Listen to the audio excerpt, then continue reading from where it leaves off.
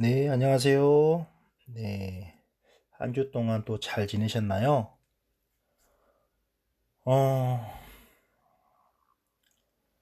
이번에 국회의원 선거, 선생님이 과제로 여러분들 투표 인증샷, 찍어서 과제로 보내주라고 했는데, 다들 잘 보내주셔서 너무 감사드립니다. 음, 아무튼, 민주주의의 꽃이죠. 투표는 민주주의의 꽃입니다. 그리고 유권자인 우리가, 대한민국의 주인이고, 또 정치를 잘 하는지 우리가 감시를 잘 해야겠죠. 그리고 정치를 잘못했다고 느껴진다면 과감하게 저희가 또 심판을 해야 되는 게 우리의 권리이자 의무 아닌가 싶습니다. 아무튼 많은 분들이 투표에 또 참여해 주셨고 인증샷을 보내주셔서 너무 감사드리고요. 저 또한 뭐 투표해서 답장으로 이렇게 카카오톡으로 보내주신 분들한테 제가 답장을 보내드렸어요. 아무튼 우리가 살아가는 인생에 있어서 정치란 무엇일까요? 정치는 선생님이 생각했을 때는, 제가 생각했을 때는 우리 삶에 우리가 살아가면서 느끼는 모든 스트레스의 근간의 해결책이라고 생각을 합니다. 여러분들이 지금 느끼고 있는 많은 스트레스가 있죠. 취업에 대한 스트레스, 경제적인 스트레스, 결혼에 대한 스트레스 많죠. 당장에 먹고 사는 문제에 대한 스트레스, 대학 등록금에 대한 스트레스, 이런 모든 것들이 사실은 정치와 연관돼 있다. 정치가 잘 돼야 이런 스트레스들이 준다. 저는 그렇게 생각을 해요. 그래서 여러분들이 투표를 해줌으로써 인해서, 그리고 젊은 사람들이 투표를 많이 함으로 인해서 이번에 보십시오. 젊은 사람들이 또 선거 연령대도 만 19세에서 18세로 줄어들어가지고 50만 명이 넘는 유권자들이, 학생들이 투표를 또 더 하게 됐잖아요. 어마어마한 변화가 이번에 한번 여러분들이 느꼈을 겁니다. 깜짝 놀랐죠. 저도 제 보면서 깜짝 놀랐어요. 정말 상상도 못했던 일이 벌어지는 것 같습니다. 아무튼 대한민국의 국민들은 정말 위대하다, 대단하다, 다시 한번 새삼 느꼈습니다. 자, 지금부터 노인 전문 응급처치약 비대면 강의 6주차 외상 근골격계에 관해서 좀 더 심층도 있게 살펴보는 시간 갖도록 하겠습니다. 1교시 시작하도록 하겠습니다. 자, 우리가 지난 시간에 노인 외상을 포함한 중증 외상 환자들의 평가에 대해서 저희가 쭉 한번 살펴봤어요. 그래서 가장 핵심적인 것들은 이제 제일 먼저 프리마리 서베이로 1차 평가를 해야 되는데, 병원 밖에서 구급대원들이 또는 응급구조사가 중증 외상 환자를 만났을 때 1차 평가를 어떻게 할 것인가, 제가 강조했던 부분이 있죠. 1차 평가는 정말 20초 이내에 해야 된다. 20초 이내에.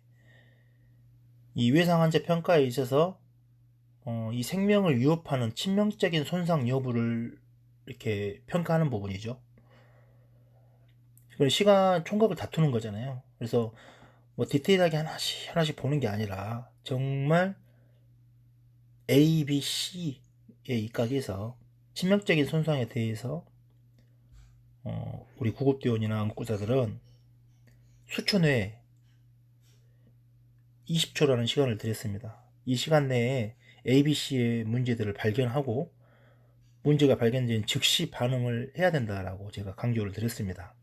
그래서 에어웨이, 이 기도 개방성, 그리고 이 호흡의 상태, 이 순환 상태, 아울러서 이제 의식 평가, 그리고 이제 외상 환자니까 경추 평가를 라든가 경추의 어떤 고정과 관련된 부분들, 이런 것들이 우리가 하나씩 뭐 측정하면서 이루어지는 것이라기보다는 환자를 딱 만나는 순간 동시다발적으로 어떻게 보면 직관적으로 이루어져야 되는 문제다. 제가 이렇게 설명을 드렸던 것 같습니다. 자, 일단 중증 위상 환자에 있어서 에어웨이, 우리가 이제 에어웨이는 어떻습니까? 위상이 있는 환자들은 뭐 두 번째 구급대원이 환자의 머리 쪽으로 가가지고 환자의 두부를 고정하고 경추를 보호하면서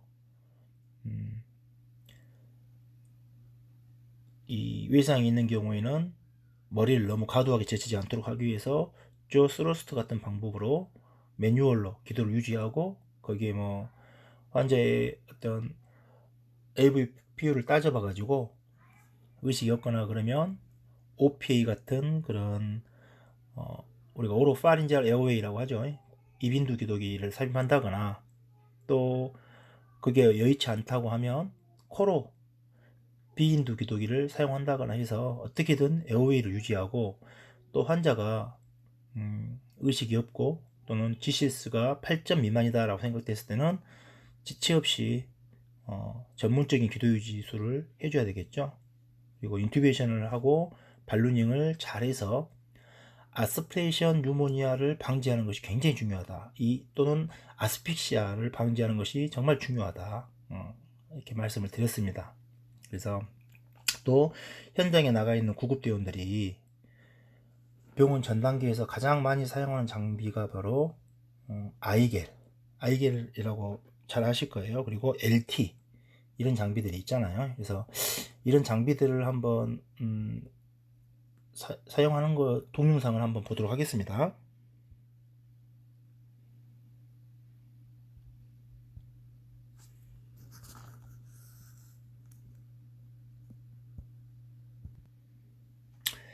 자, 여러분들은 뭐 이미 뭐 아이겔이라든가 킹튜브라고 하는 라린지알 튜브 LT 사용법에 대해서 뭐 충분히 숙지를 하고 계실 걸로 알고 있습니다. 실제로 사용해 보신 분도 계실 것 같고, 구급대원 같은 경우에는 그러지 못한 경우 뭐 실습만 통해서 마네킹에다가만 해보신 분도 계실 건데, 실제로 환자한테 이 LT와 아이겔 인설션 하는 동영상을 한번 보겠습니다. 이 동영상에서 여러분들이 이렇게 숙지해야 될 부분들은 바로 의식이 없는 환자를 헤드 테일 시켜주는 이 메서드를 잘 보시고요. 그리고 마우스 오프닝, 굉장히 동영상이 좀 빨리 지나갈 건데 이 마우스 오프닝을 충분히 시켜주고, 그리고 아이겔의 경우에는 이게 너무 두꺼워 가지고 입안으로 넣을 때 좀 저항이 있을 수 있어요. 그래서 충분히 다 집어넣어야 되는데, 이게 아이겔이 다 들어가게 되면 한 5에서 7cm 정도가 남아요, 위쪽에. 그리고 이빨이 딱 부딪히는 위치에 아이겔의 이 하드한 딱딱한 부분이 딱 걸리도록 만들어져 있죠. 그럴 때 잘 안 들어가는 경우나 LT도 마찬가지죠. 충분히 끝까지 저항이 완전히 사라질 때까지 쭉 집어 넣어 주셔야 되는데, 이때 이제 들어가다가 우리 목이 꺾이는 부분에서 이제 라린스 쪽에서 좀 걸릴 수 있거든요. 저항이 좀 심하다 그러면 여기서 이제 보여준 테크닉이 있죠. 반대쪽 손으로 우리 목의 가운데 이 사이로이드 카틀라지 부분, 그 부분을 잡고 기도를 위로 살짝 들어주는 메서드입니다. 이렇게 하면 저항 없이 쑥 잘 들어가게 됩니다. 이 부분을 염두에 가지고 동영상을 한번 또 보시도록 하겠습니다. 자, 헤드 T를 하고 마우스 오픈, 마우스 오픈 하고요. 그리고 LT를 집어넣죠. LP를 쑥 집어넣는데 좀 저항이 좀 있다 그러면 이렇게 기도를 살짝 들어주고 같이 동시에 넣어주고, 그렇죠. 아이겔 인서션도 마찬가지입니다. 자, 굉장히 크죠? 잘 안 들어간다 그러면 트라케를 잡고 위로 올려주면서 밀어 넣으면서 올려주면서 집어넣으면 실제 환자한테 적용하는 모습이고요. 자, 이 그림은 이제 에피글로티스죠. 에피글로티스와 이 안쪽에 트라케로 들어간 보컬 코드가 보일 겁니다. 그리고 에피글로티스가 닫혔을 때 아래쪽에 식도 보이시죠? 닫히면 여기 보이는 게 식도, 그리고 이쪽이 트라케아 기도가 되겠네요. 그래서 기도 유지를 우리가 가장 이제 전문 기도 유지까지 활용할 수 있는 업무 범위를 가지고 있잖아요. 그래서 여러분들이 이 부분을 한번 신경 써서 같이 생각해 보시면 좋을 것 같고, 자, 또는 이제 중증 트라우마 환자들이 이렇게 넥 부분에 인저리가 굉장히 심한 경우가 있어요. 이런 경우에 이렇게 막 심하게 돼 있는데 에어웨이를 하기가 상당히 힘이 들 수 있습니다. 이럴 때는 이제 입으로 우리가 엔도트라케알 튜브를 인설션을 하는 방법도 있겠지만, 사실은 트라케아가 오픈되어 있는 경우도 있어요. 이렇게 트라케아가 아예 밖으로 보인다 싶을 때는, 그리고 막 이쪽에서 막 피도 나면서 숨을 쉴 때마다 어때요? 에어 버블이 막 형성된다. 그러니까 막 거품이 막 부룩부룩 올라온다. 그러면 기도가 좀 열려있는 상태이거든요. 그러면 사실은 굉장히 당황스럽겠죠? 하지만 이럴 때 우리가 트라케오스토미를 생각하시듯이 트라케오스토미를 집어넣으면 좋겠지만, 트라케오 튜브가 사실은 병원에나 있지 구급차에는 없잖아요. 그러면 어떻게 해야 될까? 바로 오픈 트라케아를 통해서 여러분들이 직접적으로 엔도트라케알 튜브를 삽입해 줄 수도 있다는 거예요.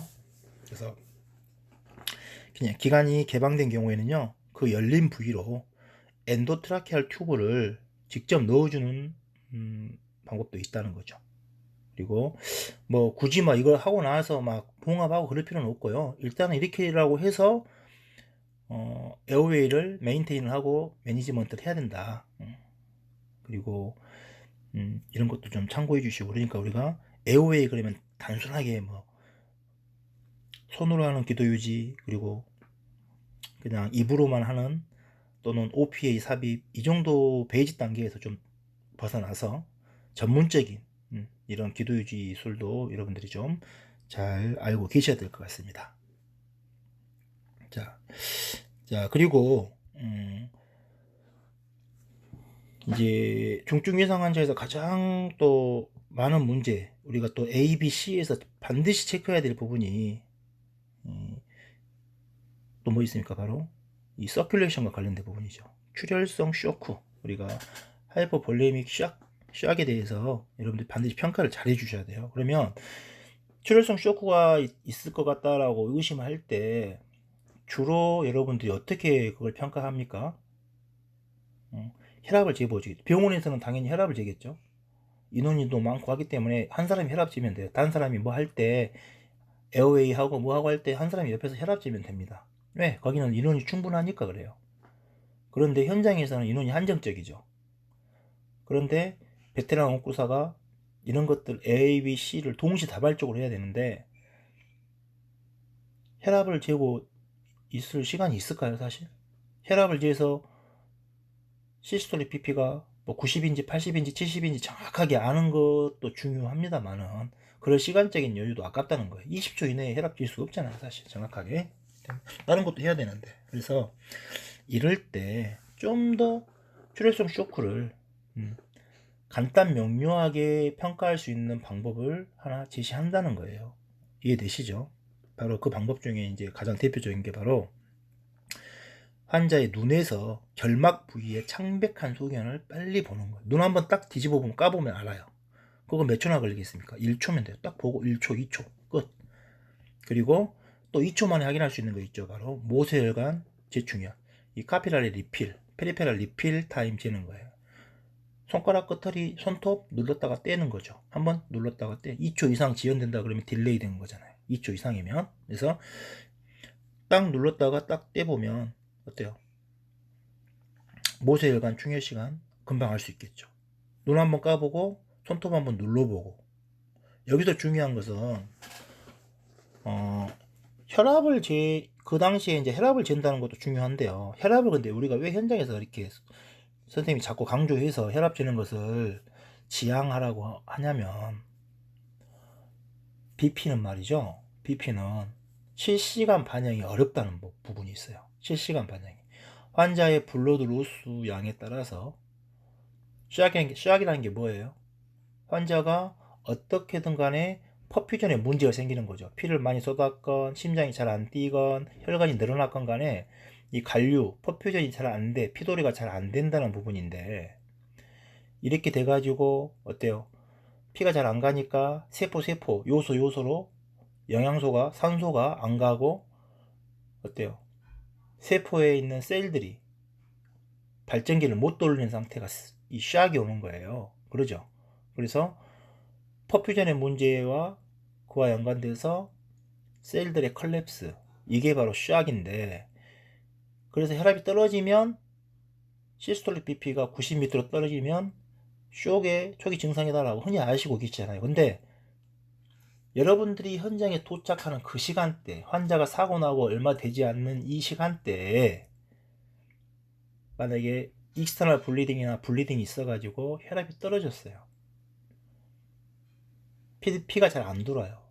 그랬을 때 우리 몸에서 나타나는 이 호메오스타시스, 보상 기전이 가장 먼저 나타나는 게 뭐죠? 그렇죠. 바로 심장이 빨리 뛰면서 혈관이 약간 수축되고 심장은 빨리 뛰면서 뭔가 보상을 하려고 하겠죠. 보상을 한단 말이에요. 이 보상 기능이 발동돼 버린다는 거예요. 그래서 그때 쇼의 1기라든가 2기 때 여러분들이 혈압을 재는데 혈압이 정상으로 나올 확률이 굉장히 높아요. 알겠죠? 이미 환자는 쇼크에 빠지고 있지만 혈압에서는 그걸 실시간으로 반영을 못해요. 약간 늦게 반영을 한다는 거예요. 그리고 혈압이 떨어지고 나서 그거는 이제 병원에 도착했을 때 될 것 같네요. 혈압이 떨어지고 나서는 어때요? 굉장히 손 쓸 수 없을 만큼 빨리 안 좋아진단 말이죠. 혈압은 정상이지만 환자는 쇼크가 와 있을 수 있다는 것을 항상 머릿속에 두고 있어야 된다는 거예요.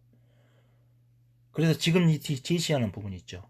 결막이 창백한 소견, 그리고 모세혈관의 재충혈 시간이 지연되는 부분, 그리고 여러분들이 맥박을 만져서 레디얼 아터리라든가 카로티드를 만져서 이 강도, 느낌 받는 거, 펄스의 어떤 느끼는 거, 그리고 피부 상태를 눈으로 혹 보는 거예요. 이 얼룩덜룩한 피부. 그리고 어때요? 경정맥이 수축되어 있는 소견. 이런 것들을 통해서 이것은 사실은 굉장히 빨리 체크할 수 있는 부분이에요. 그리고 나서 나중에 확인하기 위해서 바이탈을 체크하는 거예요. 알겠죠? 제일 먼저 20초 내에 할 것은 이런 것들입니다. 자, 이런 것들을 한번 살펴보도록 할게요. 먼저 결막이 창백한 소견을 한번 봅시다.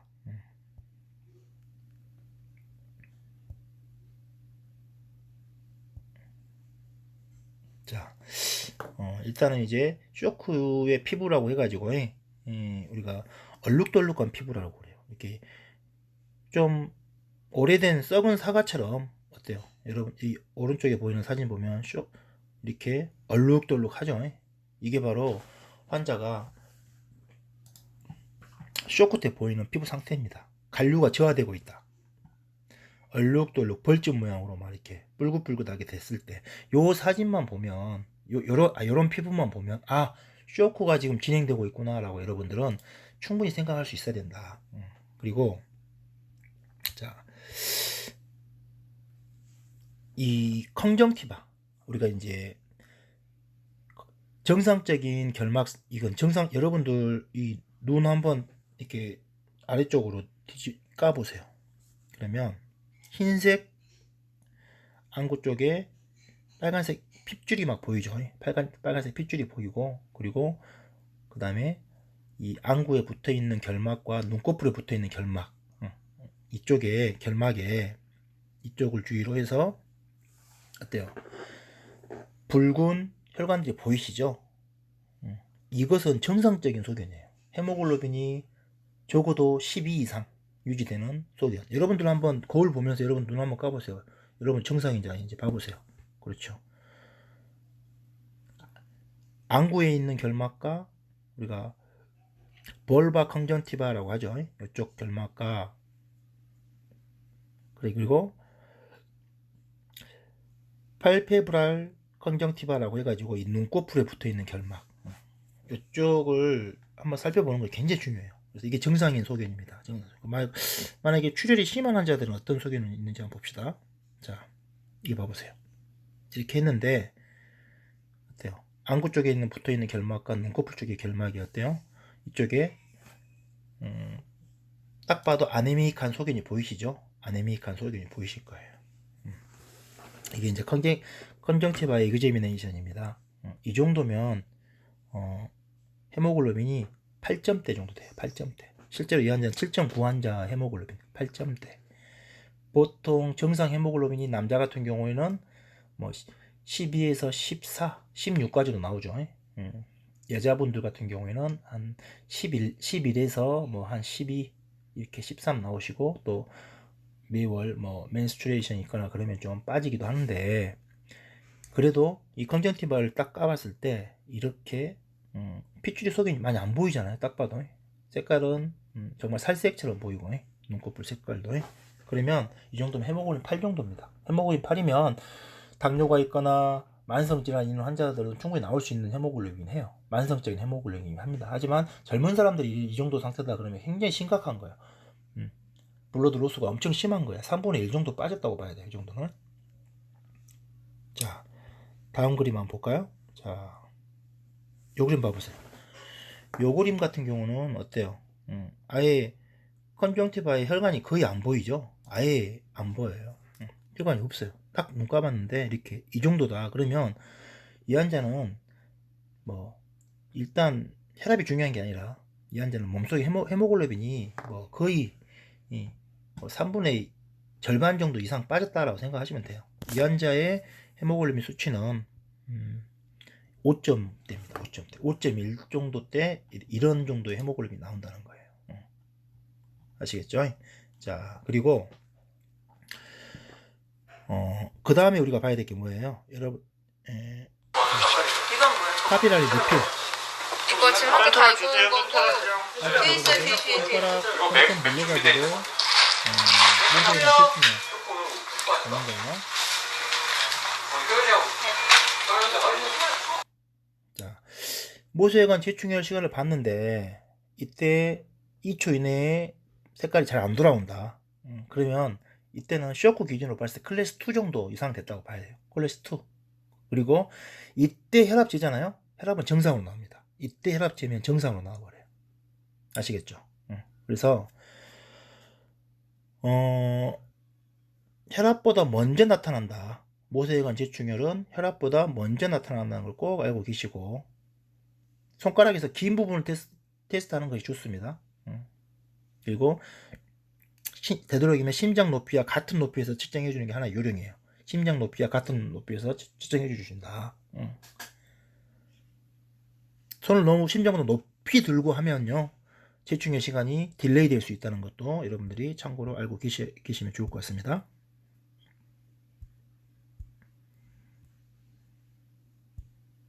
자, 잠깐 쉬었다가 아직 시간이 안 됐네요. 화면이 안 넘어가가지고. 이건 뭐야? 저거. 이거 지금 한개 다 입은 거고 뒤에 있어요. 뒤에. 이거 맥 준비되어 있는 건데. 정상적인 손은 이렇게 금방 들어야지. 금방 들어야 됩니다. 네.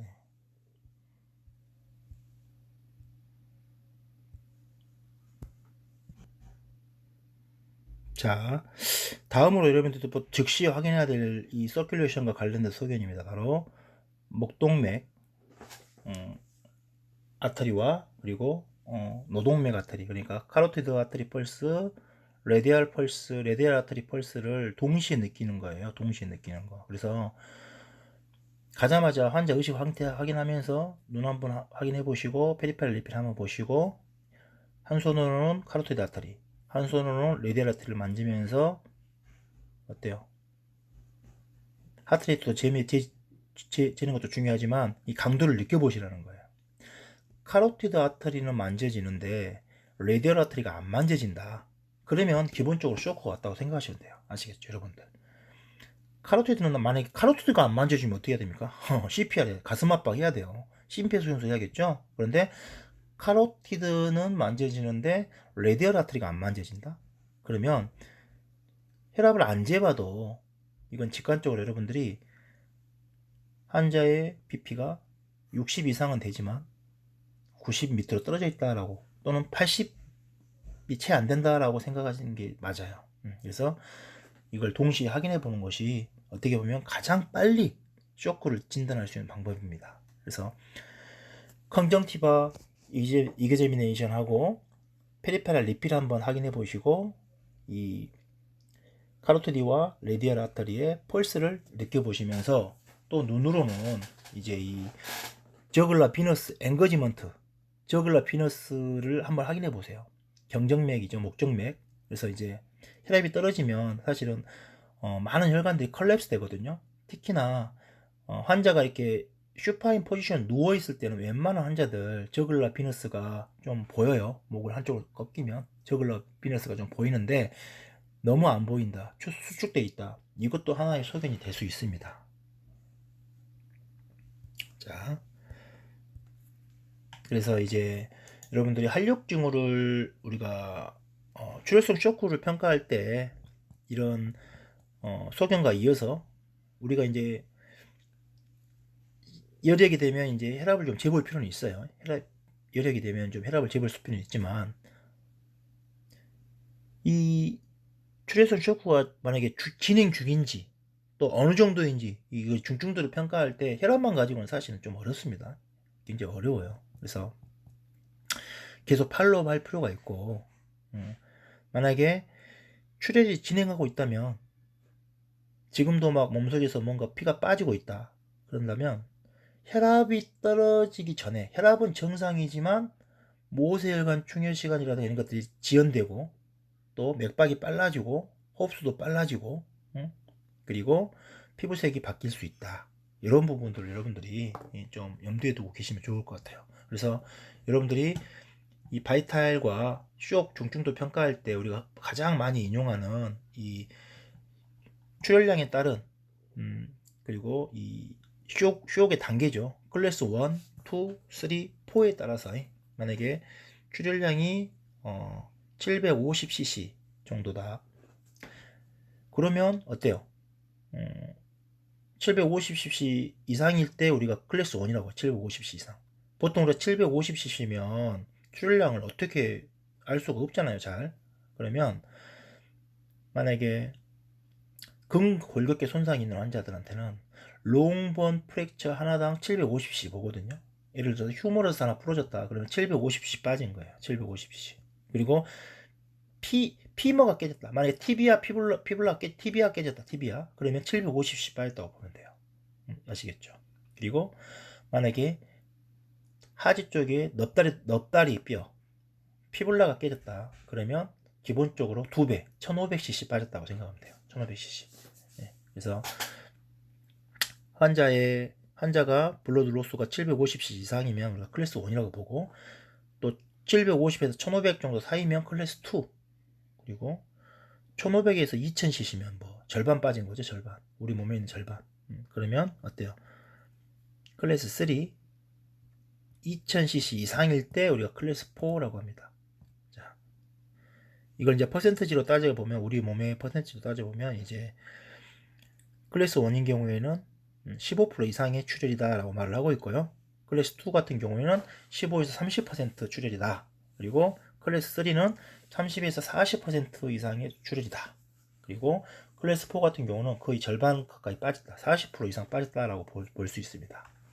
그리고 하트레이트로 보는 방법도 있죠. 클래스 1일 때는 하트레이트가 100회 밑으로 측정이 될 거고요. 정상적인 소견이 있을 수 있다는 거죠. 그래서 그리고 클래스 2일 때는 어때요?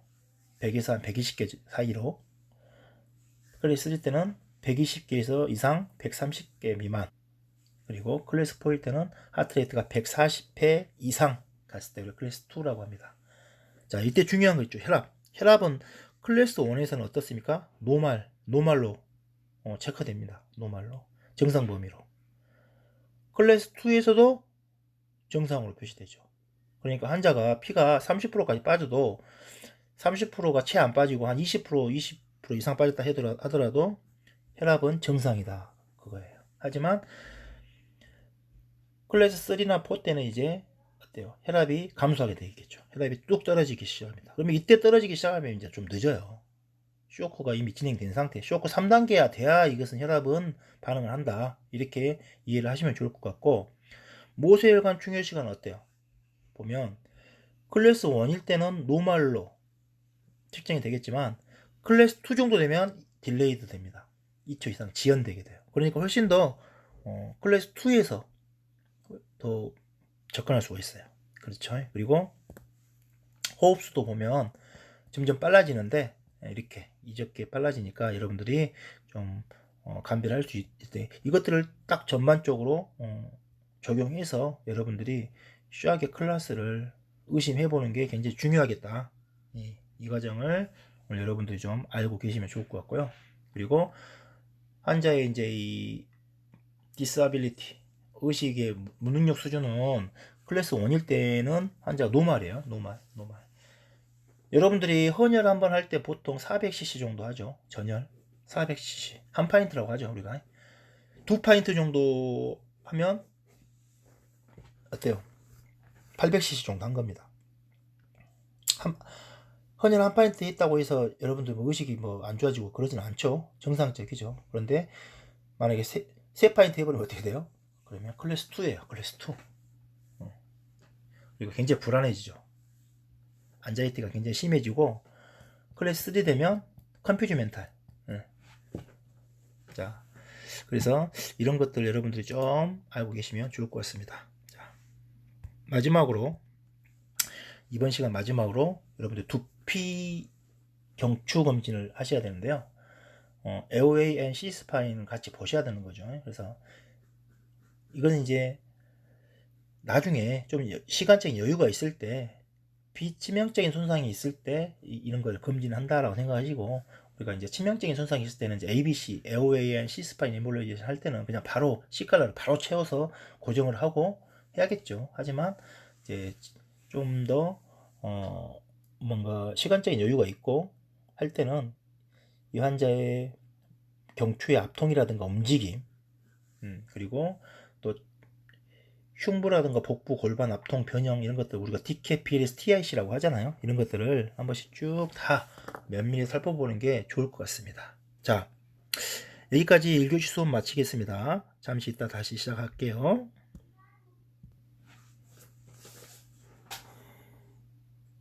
자, 외상 근골격계 응급처치, 노인 전문 응급처치학, 비대면 강의 6주차 2교시 수업 시작하도록 하겠습니다. 자, 우리가 전 시간에 중증 외상 환자의 ABC에 대해서 한번 쭉 살펴봤어요. 그래서 20초 이내에 여러분들이 반드시 확인하고 문제를 발견해내야 되는 부분들에 대해서 살펴봤습니다. 자, 이 시간에도 좀 마찬가지로 좀 이어서 볼 건데요. 우리가 중증 외상 환자를 볼 때 이제 브리딩과 관련돼 가지고 호흡과 관련돼 가지고 여러분들 반드시 체크해야 될 부분이 뭐냐, 바로 플레이 체스트라고 있어요. 플레이 체스트 들어보셨죠? 연가양 흉부, 연가양 가슴 또는 뭐 동요 가슴이라고도 표현하는데, 이 플레이 체스트에 대해서 한번 동영상을 한번 보도록 하겠습니다.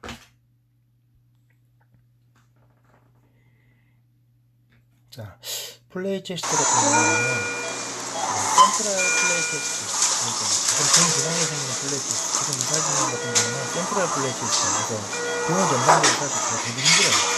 이런 모습들은 병원에서 전문가들이 유심히 봐야지, 엑스레이랑 PD 해가면서 봐야 되겠다. 숨을 쉴 때 올라오죠. 숨을 쉴 때 올라오는 모습. 숨을 쉴 때는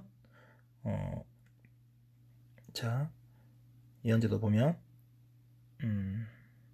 사실은 이건 센트럴 쪽에 생긴 플레이 체스트예요. 그래서 이 스터넘이 같이 깨지면서 발생하는 플레이 체스트다. 그래서 좀 여러분들이 육안으로 지금 확인하기가 좀 힘들 것 같아요. 하지만 여기 지금 보시면 이쪽 봐요. 라이트 쪽에 리플 쪽이 좀 어떻게 보니까 이쪽만 좀 계속 역경적으로 운동하고 있죠. 이런 파라독스컬 무브먼트를 보이는 플레이 체스 여기 보시죠. 설명하는데 이거는 이제 라테랄 플레이 체스, 라테랄 플레이 체스. 이것은 비용은 전반기에 있어서 여러분들이 바로 알 수가 있어요. 플레이 체스가 뭡니까 바로 연속적으로 리프렉처가 연속적으로 3개, 4개 이상 떨어질 수 있게 힘드는 거죠. 이 환자도 라이트 쪽에 플레이 체스가 관찰되고요. 오른쪽도 마찬가지입니다. 오른쪽 가서는 플레이 체스가 있어요. 숨을 쉴 때마다 역전적 비슷한 운동을 보여주고 있습니다. 그래서 여러분들이 중증현상 환자 볼 때 이 플레이 체스는 꼭 한번 해주셔야 돼요. 이런 플레이 체스가 있어서 지금 라이트 쪽에 체스 수준 하고 지금 드림 하고 있는 환자죠. 눈에 바로 보이시죠? 라테랄 플레이 체스. 이 환자 같은 경우는 립이 5개 이상 떨어져요. 완전히 전반적으로 그냥 같이 움직이잖아요. 그래서 이 플레이 체스트의 문제는 이 호흡 운동에 역행성이 있다라고 그냥 알고만 있는 것이 중요한 게 아니라 요 환자의 이 리프렉처가 연속으로 누르륵 부러졌잖아요. 그러면 이 리프렉처 뒤로 폐의 손상이 굉장히 심각하다는 의미야. 사실은 폐의 심각성이 심각하다. 그렇다면 현장에서 여러분들 해줄 수 있는 게 뭐가 있을까요? 바로 에어웨이를 더 해주셔야 돼요. 에어웨이를 더 해주시고, 그리고 전문적인 기도 유지가 굉장히 필요한 부분이 될 수 있습니다. 그리고 뉴모소락스 소견이 또 같이 동반되어 있다고 하면 현장에서 어떻게든 디컴플레이션 시킬 수 있는 것들을 한번 머릿속에 두고 있어야 돼요. 만약에 이것들가 자신 없다 그러면 스쿠프 앤 런 하셔야 돼요. 아시겠죠?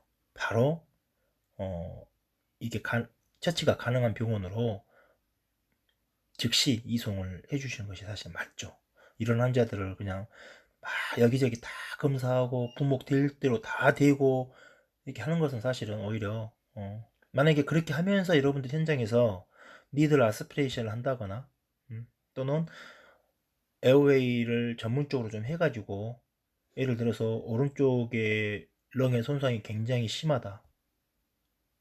만약에 왼쪽이 심하다 그러면 오른쪽으로 좀 깊이 박아서 하는 것도 도움이 될 수 있겠지만 왼쪽으로 집어넣기는 굉장히 힘들거든요. 무조건 오른쪽으로 들어가겠죠.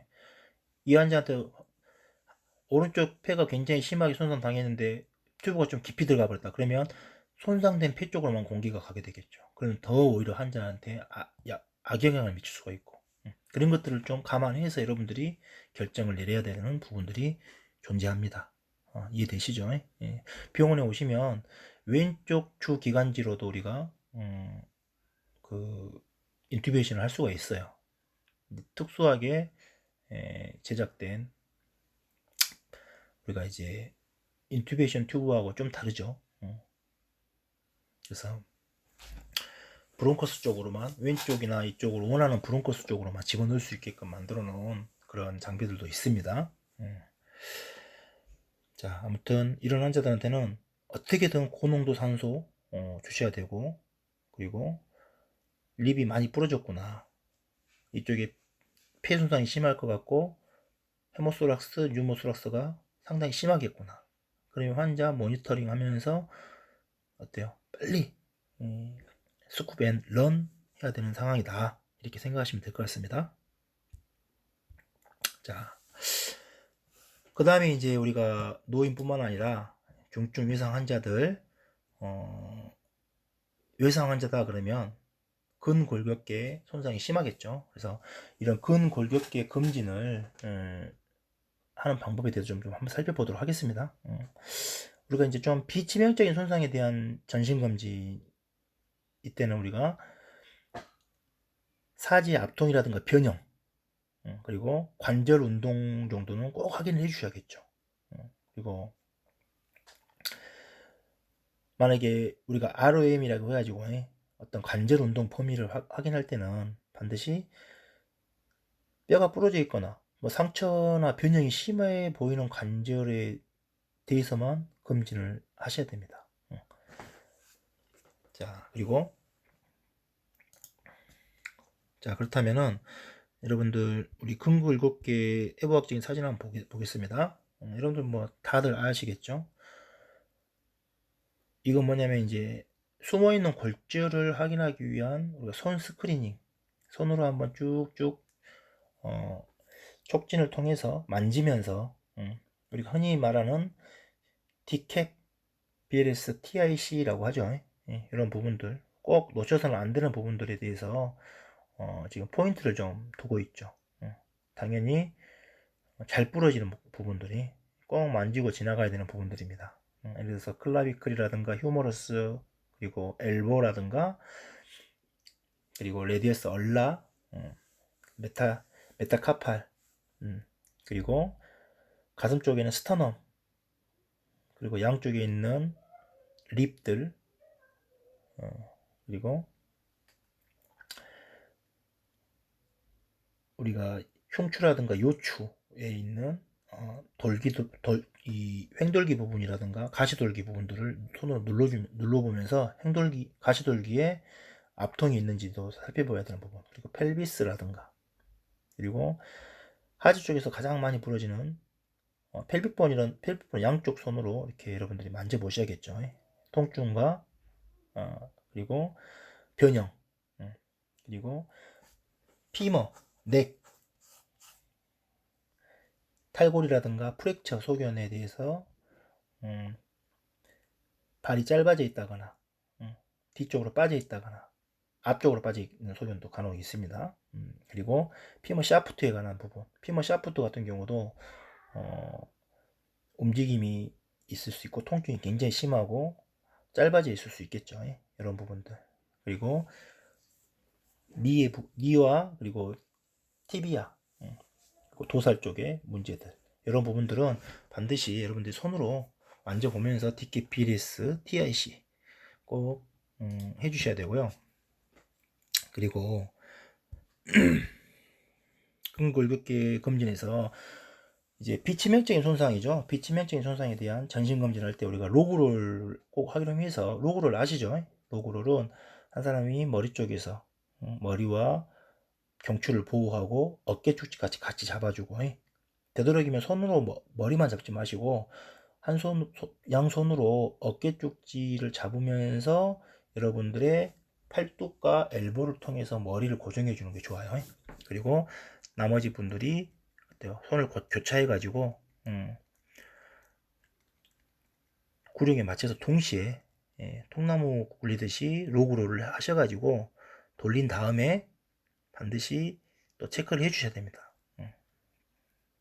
그리고 로그를 할 때는요, 되도록이면 반드시 경추를 C칼라를 채우고 하시는 게 좋아요.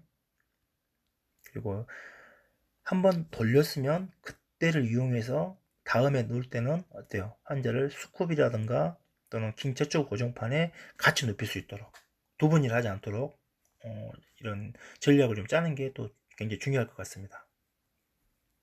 자, 그래서 일단 여러분들은 가장 중요한 환자의 머리 쪽, 두부, 경추, 그 다음에 가슴, 체간, 사지의 스크리닝을 다 마친 다음에 DKPLS를 다 한 다음에 마지막으로 로그를 통해서 환자의 후면 부위를 평가하시는 거죠. 그리고 압통을 또 있는지 한 번씩 흉추와 요추의 극돌기 부분을 한 번씩 압통을 있는지 한번 만져보시고 다시 내려놓을 때도 조심스럽게 로그를 이용해서 반드시 내려놓으시면 좋을 것 같습니다. 자, 다음으로 이제 여러분들이 꼭 이 시간에 좀 중점적으로 다뤄야 될 부분이 바로 서큘레이션과 관련된 부분이기도 하죠. 이 IV 잡는 부분이 IV. 여러분 그림에 지금 우리 팔에 있는 베인들이 지금 나와 있잖아요. 팔에 있는 베인들. 여러분들 뭐 병원에서라든가 있는데 샘플링도 많이 해보셨을 것 같고 또 IV도 많이 잡아보셨을 거라고 생각합니다. 정말 응급구사들은 IV를 잘 잡으셔야 돼요. 응급구사들의 업무 범위 중에 정말 중요한 부분이죠. IV. 사실 IV는 의사와 응급구조사들이 법적으로 잡을 수 있어요. 인트라피너스. 제 말이 맞습니다.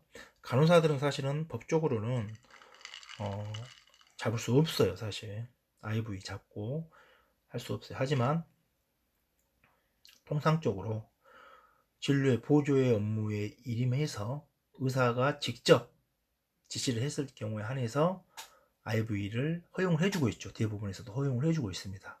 하지만 의사가 없는 상황에서 IV를 잡는 건 불법이에요. 우리 1급 응급사들은 의사가 없는 상황에서도 의료 지도를 통해서 IV를 충분히 잡을 수 있죠. 하지만 어떻게 보면 간호사들은 지금 그런 부분에 대해서 지금 문제 제기가 안 될 뿐이지, 의사가 없는 상황에서 본인들이 의료 지도를 받아서 IV를 잡는 건 사실 불법이라고 봐도 됩니다. 그런데 그 부분을 논란의 여지가 굉장히 많기 때문에 사실은 문제 제기를 안 하고 있다, 이렇게 생각해도 뭐 과언이 아니에요. 그런데 소방에 있거나 구급대원으로 활동하시는 분들 잘못 이해하고 있는 부분이 있죠. IV는 간호사들이 무조건 잡을 수 있고 IV는 간호사들이 다 잘 잡는다, 그런 선입견들을 좀 가지고 계시더라고. 아니에요. IV는 응급구조사가 더 잘 잡아야 돼요. 사실 실제로 합법적으로 잡을 수 있는 업무 중에 IV입니다. 그래서 여러분들이 이 시간 이후로는 그런 상황에서 IV를 반드시 잡는 응급구조사가 되기를 바랍니다. 자, 그래서 한번 살펴보시면 이쪽에 우리 잘 아시는 중심정맥 센트럴 비너스 잡는 이 서브클라비안 베인 보이시죠? 서브클라비안 베인도 있고요. 아래쪽으로 쭉 내려오시면 이제 가장 큰 줄기가 바로 이 세팔릭 베인, 세팔릭 베인이 세팔릭 베인하고 그 다음에 이 바실릭 베인 두 개가 가장 큰 베인이라고 보면 됩니다. 그래서 얘네들이 또 와서 만나면서 오금 쪽에 있는 우리가 가장 라인을 많이 잡는 베인이 바로 메디안 쪽에 있는 베인, 메디안 바실릭, 메디안 세팔릭 베인입니다. 여러분들이 토니케인 묶었을 때 가장 잘 튀어나온 부분 있죠? 여기가 바로 메디안 세팔릭 베인, 이쪽이 메디안 바실릭 베인이라고 합니다. 그리고 이제 이 정도는 좀 알고 계시고요. 그리고 또 가운데로 쭉 내려오는 것이 이제 메디안 베인이라고 하죠. 그래서 우리가 가장 많이 잡는 부위다, 이렇게 알고 계시면 될 것 같고,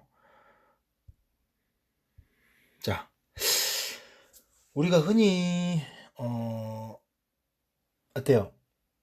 IV를 잡으면 되도록이면 16게이지가 가장 좋다고 하죠. 16게이지. 근데 현장에서는 우리가 18게이지도 많이 사용합니다. 18게이지도 많이 사용하고, 또 18게이지도 굉장히 커요. 병원 응급실에서는 20게이지가 이제 분홍색이죠. 분홍색. 20게이지를 많이 사용하고. 그런데 실제로 현장에서 잡는 거 보면 20게이지도 사용 안 하고 그냥 22게이지, 파란색이죠. 파란색 메디컷, 22게이지 메디컷을 많이 사용하더라고요. 22게이지나 정말 아이들 잡을 때는 쓰는 노란색 24게이지도 쓰더라고요. 24게이지 리들은 물밖에 못 줘요, 정말. 그리고 뭐 블러드를 맞아야 된다, 또는 CT를 찍고 안지오를 위해서 뭐 우리가 다이라고 하는 조영제를 써야 된다, 그러면 다 터져버립니다. 최소 20게이지는 잡아줘야 됩니다. 20게이지는 잡아줘야 되고, 로컬에서 만약에 작은 바늘로 잡아왔다 그러면 응급실에서 다 빼고 20게이지로 다시 잡죠. 두 번 일하는 거예요. 예, 그리고 이왕이면 20게이지 이상. 또 우리가 녹색으로 되어 있는 게 바로 18게이지죠. 18게이지.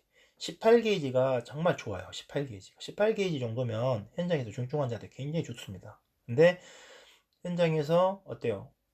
환자가 컬랩스가 많이 돼 있거나 그런 경우에는 좀 어려울 수 있죠.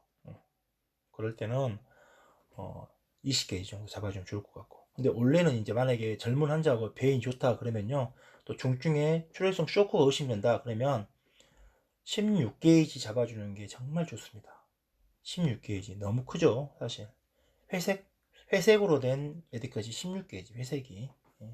그리고 이제 검정색이 14게이지인데 이것은 뭐 거의 거의 헌혈할 때 쓰는 마늘 게이지입니다.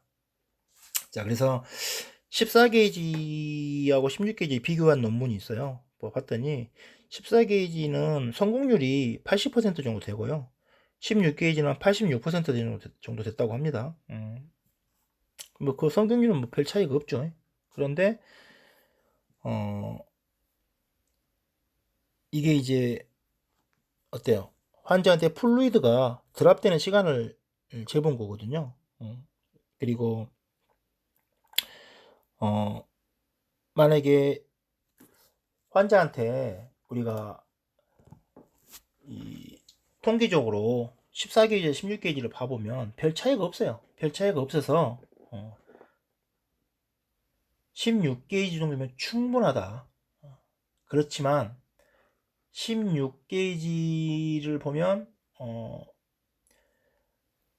이 트라이하는 시간이거든요. 이게 트라이하는 시간이 14게이지 33초 14초 플러스 마이너스 14초 16게이지 35.2초 플러스 마이너스 14초 거의 비슷해요. 거의 비슷하기 때문에 하지만 16게이지 사실은 좀 부담이 된다 그러면 적어도 18게이지를 2개 정도 확보하는 게 가장 좋아요. 18게이지 2개 정도 확보하는 게 가장 좋고 여러분들 그 캐스 아시죠? 센트럴 비너스 카텔라이제이션 캐스로 잡았을 때 플루이드가 더 빨리 들어갈까요? 아니면 16게이지로 잡았을 때 더 빨리 들어갈까요? 어떻게 생각하세요?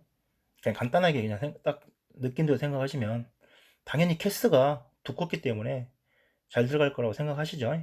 그런데 그렇지 않습니다. 캐스는 다이아메타 직경이 좀 더 크죠? 더 두꺼워요. 더 굵기 때문에 물론 잘 들어갈 거라고 생각하지만 반면에 캐스는 굉장히 길어요. 길어. 그래서 이 플루이드 드랍되는 시간은요 두께는 비례하지만 길이에 반비례합니다. 그래서 두껍지만 길기 때문에 들어가는 속도가 그렇게 빠르지가 않아요. 물론 뭐 20게이지, 22게이지보다 빠르겠죠. 하지만 16게이지 정도 되는 니들은 적당히 두꺼우면서 짧거든요. 그래서 우리가 흔히 중력으로 떨어뜨리는 그런 플루이드, 크리스탈로이드, 그러니까 생리식염수 같은 거 줄 때는요 16게이지나 캐스나 거의 비슷해요. 하지만 캐스가 유리한 점은 뭡니까? 어떤 백을 이용해 가지고 포리제 백이라든가 또는 외상 환자한테 쓰는 레베론 같은 그런 급속 주입기, 수액이라든가 혈액을 급속 주입할 때 또는 점도가 높은 혈액을 주입할 때 이럴 때 사실은 밀어넣을 때 이때는 캐스가 더 용이하겠죠 당연히. 하지만 현장에서 중력에 의해서 수액을 줄 때는 16게이지도 절대 뒤지지 않는다. 거기에다가 양 라인을 확보하면 좋아요. 양 라인을 확보하면 정말 유리해진다. 현장에서 캐스는 못 잡잖아요. 하지만 16게이지, 적어도 18게이지 양 라인 잡으면 우리가 원하는 수액을 충분히 줄 수가 있어요. 그렇다면 원하는 수액은 어느 정도 줘야 되나? 예전에 우리가 하이퍼볼레미아가 있는 환자한테 하이퍼볼레믹 시약이 오는 환자한테 수액요법을 할 때 보통 환자에게 10분간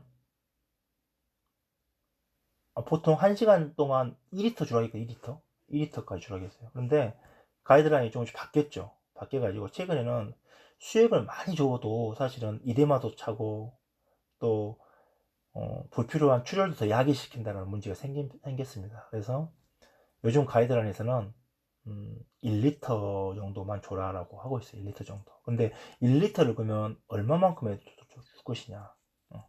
1시간에 1리터 주는 것은 사실 의미가 없는 거고요. 원래 병원 전 단계에서 수액요법은요 사실은 10분입니다. 10분 10분에 1리터를 줄 수 있느냐예요. 10분에 1리터를 딱 줘야 돼요.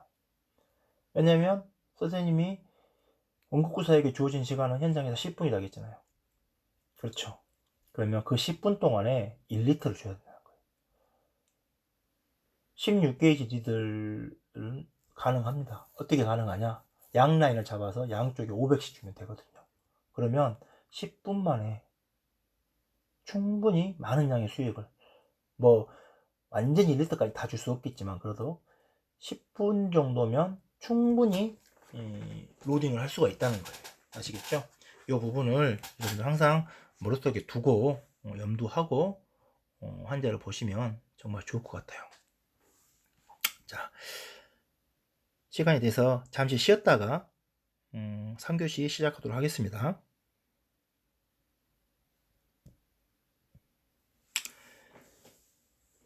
자, 비대면 6주차 3교시 시작하도록 하겠습니다. 자, 뭐 여러분들 잘 아시겠지만 그래도 아까 제가 선생님이 설명했던 그 로그롤 영상을 한 번만 좀 봅시다.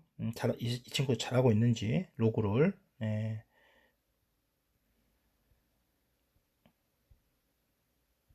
아유, 안 열리네요. 죄송합니다. 파일이 손상된 것처럼.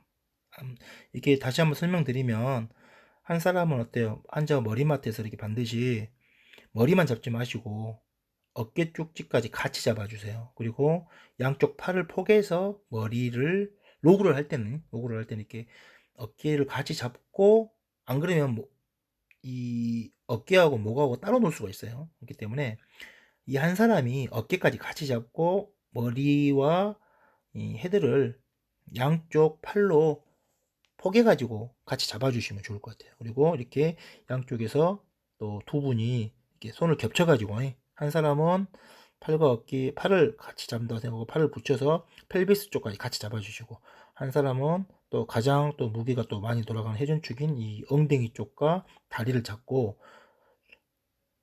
구령과 동시에 돌려주시면 좋을 것 같다.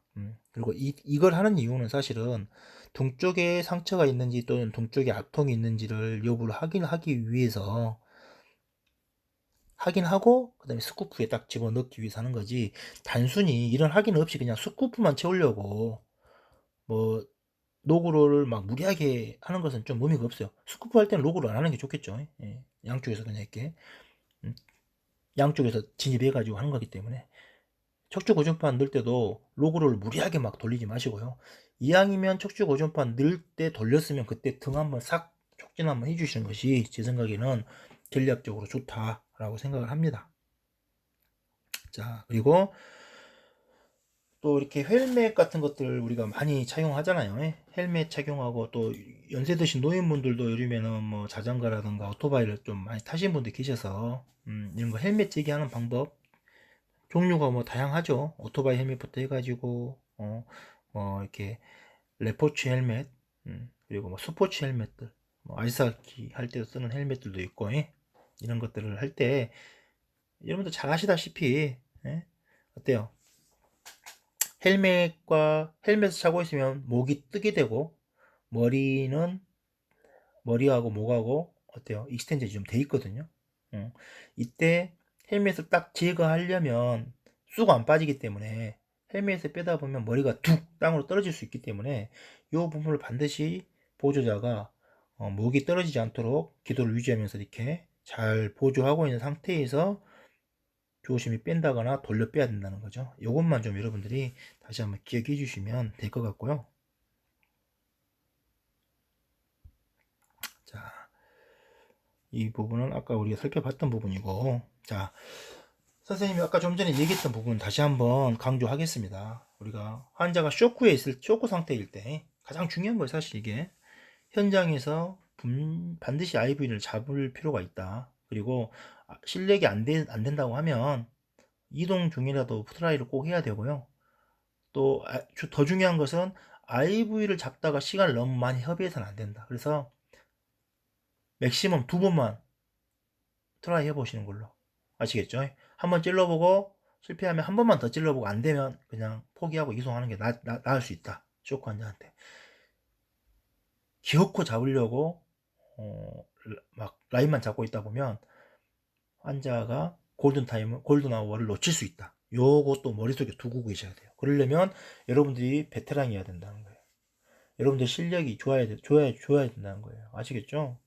자, 그래서 초기에 최소 1리터의 그 PS, 우리가 이제 NS라고도 하죠. NS나 PS나 똑같은 말입니다. 노멀 셀라인, 피지컬 셀라인, 그래가지고 생리식염수, 정상 생리식염수라고 하죠. 그래서 수액을 투여를 해야 되는데, 아까도 말했다시피 바늘의 두께는 최소 18게이지를 이용해서 2개 정도 라인을 확보해 주는 게 좋겠다.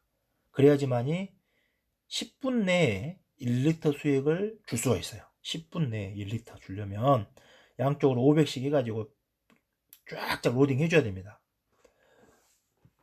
자, 최근 그 에이트리스 이제 매뉴얼이 이제 구판에서 어때요? 최소 가속 주입해야 될 수액의 양을 예전에 2리터였거든요. 2리터. 10분에 2리터 주라고 그랬어요. 근데 1리터로 감량시켰습니다. ATS 매뉴얼 구판부터 1리터로 감량을 했다는 거 참고로 좀 알고 계시고, 다시 한번 강조드리지만 혈관 확보가 실패하더라도 병원 도착 시간이 딜레이 돼서는 안 된다. 그래서 IV는 이동하는 구급차 안에서 다시 실시해야 될 필요가 있다. 이 부분도 반드시 알고 계셔야 돼요. 자존심 때문에 기어이 잡으려고 하면 안 됩니다. 그러려면 여러분들이 쇼크가 오는 환자한테도 라인을 잡을 수 있는 그런 테크닉이 필요하겠죠. 정말 궁극의 고도의 테크닉이 요할 수 있겠습니다. 자, 그리고 A, B, C에 대해서 한번 살펴봤고요. 다음은 이제 환자의 이 디서빌리티와 관련된 부분이에요. 중증의 뇌손상 환자들이에요. 중증의 뇌손상 환자에. 자, 그래서 우리가 중증의 뇌손상이다 그러면 우리가 중증 환자를 평가할 때는 흔히 가장 많이 쓰는 게 이제 AVPU도 있지만 또 GCS가 있겠죠. GCS. 그래서 우리가 중증이다 그러면 GCS가 9점 미만일 때, 그러니까 이제 8점부터를 우리가 굉장히 중증이라고 그래요. 8점부터. 8점부터는 AOA를 위해서 인튜베이션을 해야 되는 상황이 될 수도 있고, 또 AVP로 봤을 때는 P나 U 상태죠. P나 U 상태. 예. AVP에서는 painful response, unresponse한 상태. 이 정도면 P나 U가 되겠죠. 그리고 GCS 9점 미만일 때는요, 8점 정도 된다고 그러면 대부분 환자가 스투퍼 멘탈도 아니에요. 거의 세미코마 정도 됩니다. 세미코마. 이 정도 상태가 된다고 생각하시면 돼요. 막 환자 익스텐전 하거나 이 플렉션 하는 상태라고 생각하시면 돼요. 굉장히 안 좋은 상태인 거죠, 사실. 자, 이런 경우에는 어때요? 환자 인튜베이션이 반드시 필요한 상태. 그리고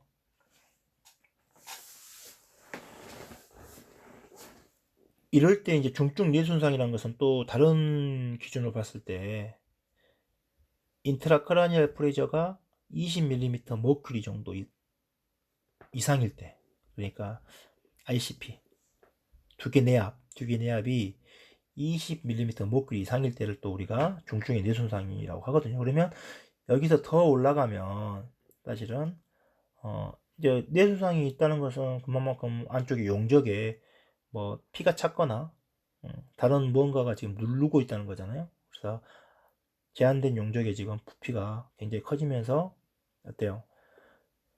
환자의 뇌가 한쪽으로 밀렸거나 아니면 환자의 뇌가 이 딱딱한 뼈에 갇혀버린 상태, 꽉 눌리고 있는 상태라고 생각하시면 되겠죠. 이 사진에서도 보시면 이렇게 중증의 SDH가 있어가지고 지금 미드라인이 지금 한쪽으로 쫙 밀렸죠. 벤트리클도 밀리고. 자, 이렇게 된 상태. 그리고 좀 심하다 보면 이제 이 환자는 지금 어때요?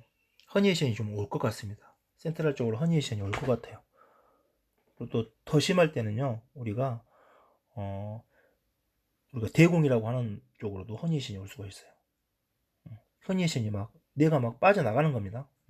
이렇게 허니에이션들이 올 수가 있어요.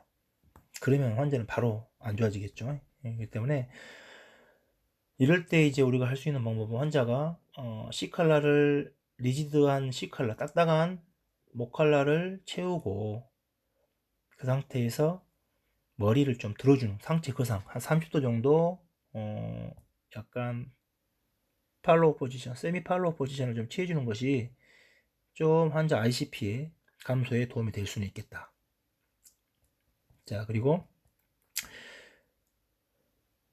환자가 또 심각하게 구토를 막 한다거나 그러면 이제 의식이 없는 환자가 구토를 하거나 그러면 이물질들이 어때요?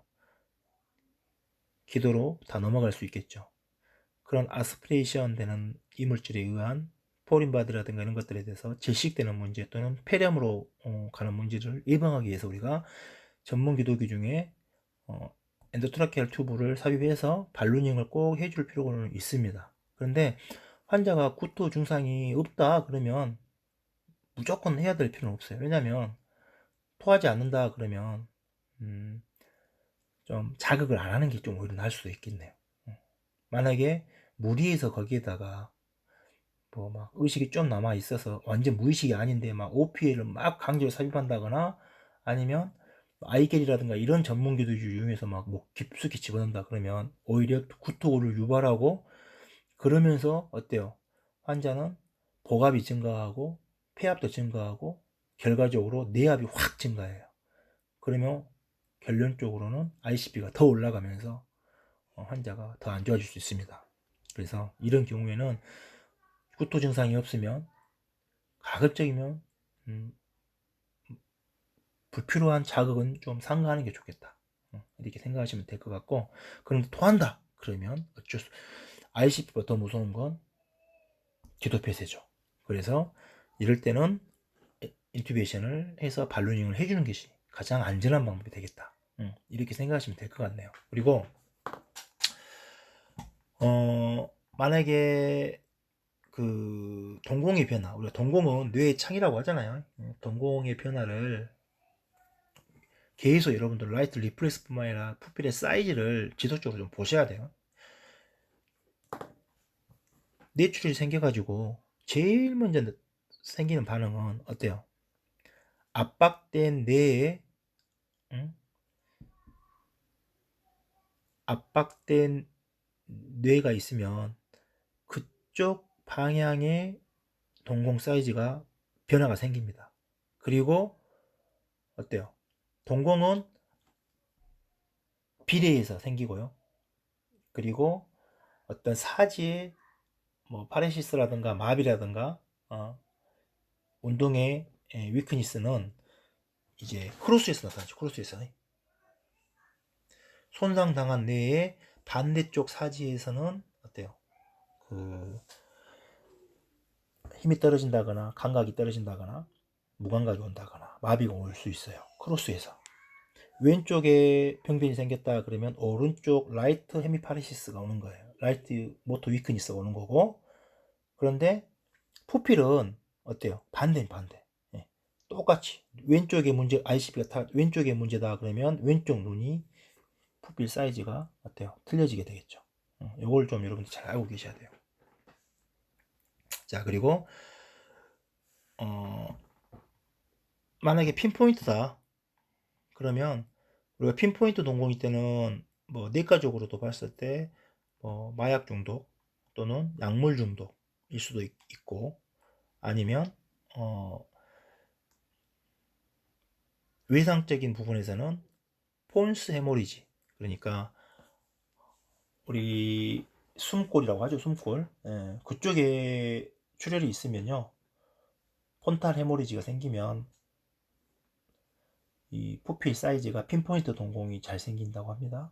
그러면 상당히 예후가 안 좋아요. 그런 경우가 있고,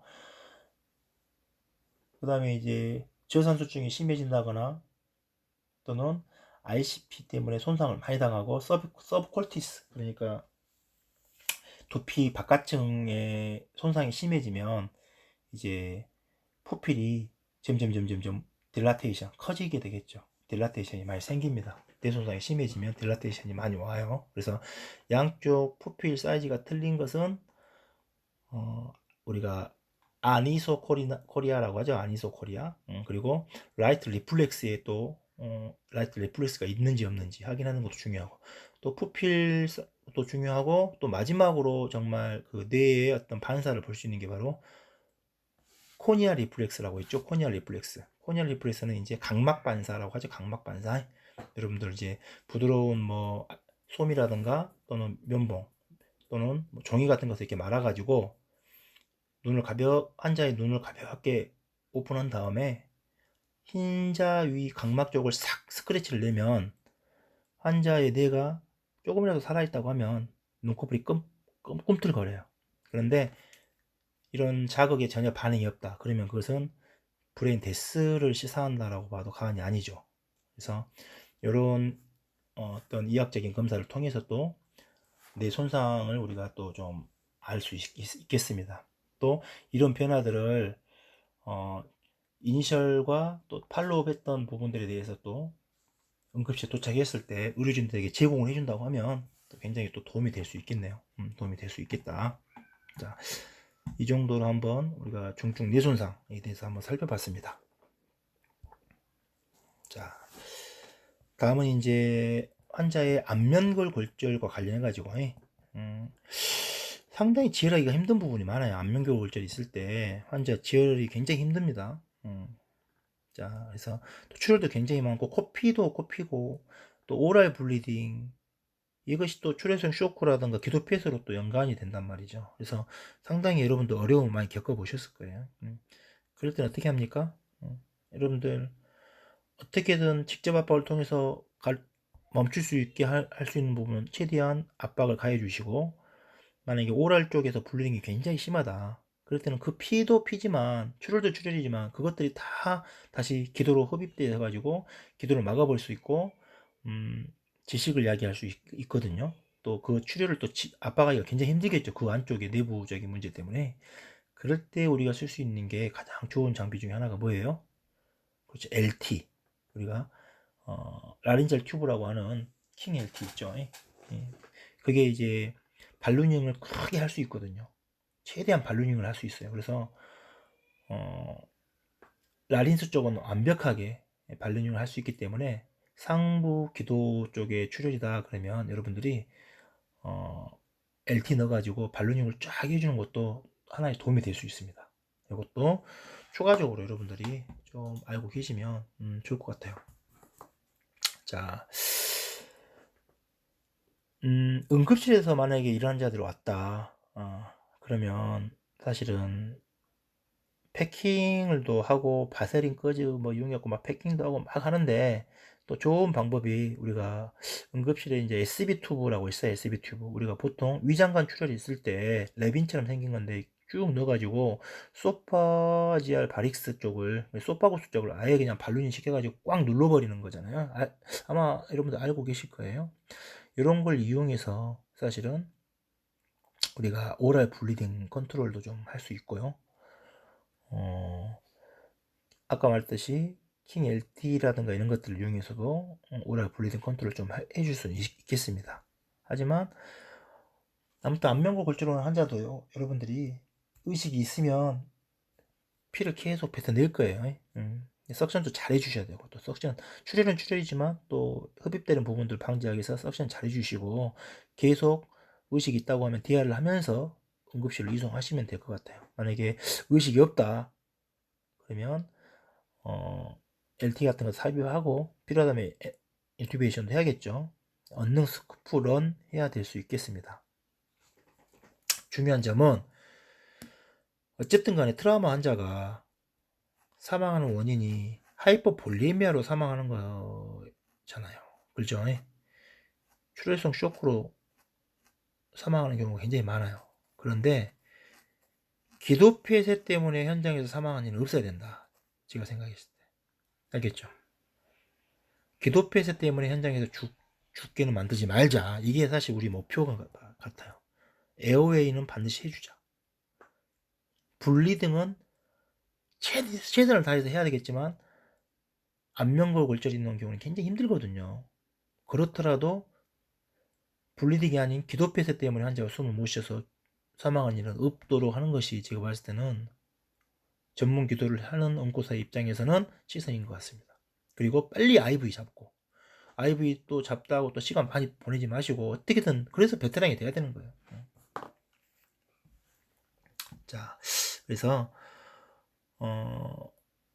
아무튼 어려운 부분이 있겠지만 여러분들이 조금만 신경을 더 바짝 써주시면 좋을 것 같습니다.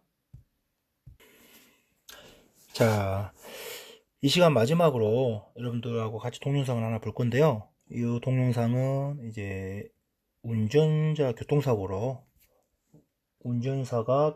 현장에서 그 안전벨트 때문인지 모르겠지만 아무튼 왼쪽 가슴을 타박상이 생기면서 심장에 이 LA 오리클이라고 해가지고요, 좌심방이 럽처가 된 환자, 좌심방이 럽처가 돼가지고 그로 인해서 카디악 탐폰이 생기는 환자입니다. 이거를 초음파로 확인하고 오픈해서 수술해서 봉합하는 동영상이에요. 이제 이거는 이제 유해상센터, 권역유해상센터에서 가장 유명하다고 하는 아주대 응급실에서 촬영된 영상입니다. 한번 보면서 이야기해 보도록 할게요.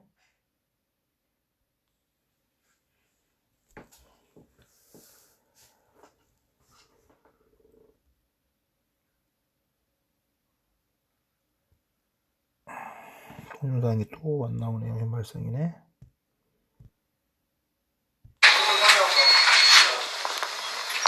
저기 환자한테 테스트를 되고 있고요.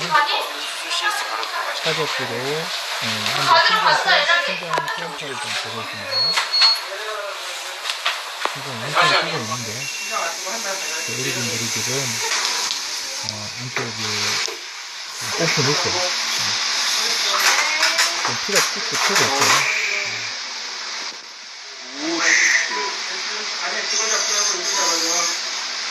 그런 환자들이 밖에서는 모르지만 안쪽에 이렇게 찌그러가지고 심호흡이 엄청 심해요.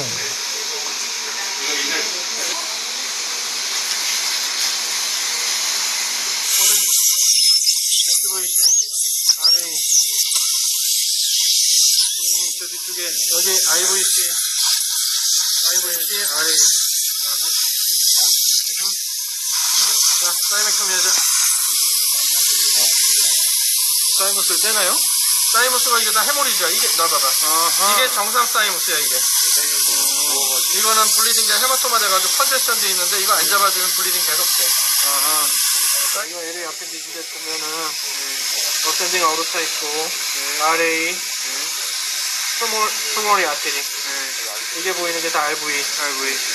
그 다음에 이제 손을 넣어서 이렇게 들면 요게 LAD 코로나리 아테리고 LAD 코로나리 아테리 그래서 LV 여기 RV 그리고 요 뒤쪽으로 LA가 아펜디지가 있어. 네. 자, 여기까지 해서 오늘 강의를 마치도록 하고요. 다음 시간에는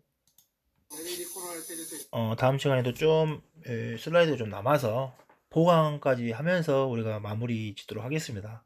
아무튼 오늘 수업은 여기까지 하겠습니다. 비대면 6주차 강의였습니다. 자, 그리고 마지막으로 이제 여러분들 과제를 하나 내드려야겠네요. 과제. 과제는 두 가지입니다. 첫 번째는 환자의 샥의 클래스별로 우리가 여러분 아까도 제가 표를 인용해서 보여드렸잖아요. 그래서 클래스 1, 2, 3, 4를 결정 지을 때 이 변수들이 있었죠.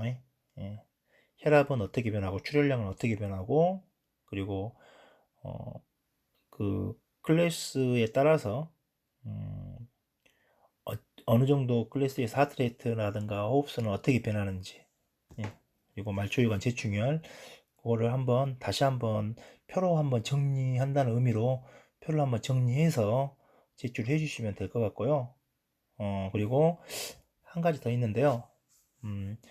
중증 외상 환자를 우리가 만났을 때 현장에서 쇼크가 의심된다. 그래서 쇼크가 의심돼서 우리가 수액을 처치를 해야 되는데, 이 현장에서 최신 수액 처치에 관해서 간략하게 그 방법에 대해서 한번 소수를 좀 해주시면 좋을 것 같아요. 그래서 두 가지입니다. 하나는 환자 쇼의 클래스별에 따른 그 표 정리를 다시 한번 여러분들이 리뷰해 주시고, 두 번째는 현장에서 쇼크 상태 환자에게 응급구조사가 IV로 수액 치료를 하는 방법을 한번 가장 최신 가이드라인에 맞는 방법으로 한번 소수를 해주시면 감사하겠습니다. 자, 다음 시간에 뵙겠습니다. 수고하세요.